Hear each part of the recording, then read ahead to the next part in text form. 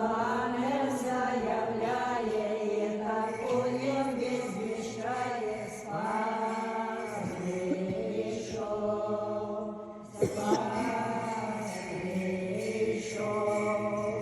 Він зіре народився і в яслах положився, там в місті Вифлеємі, там в місті Вифлеємі. Він зіре народився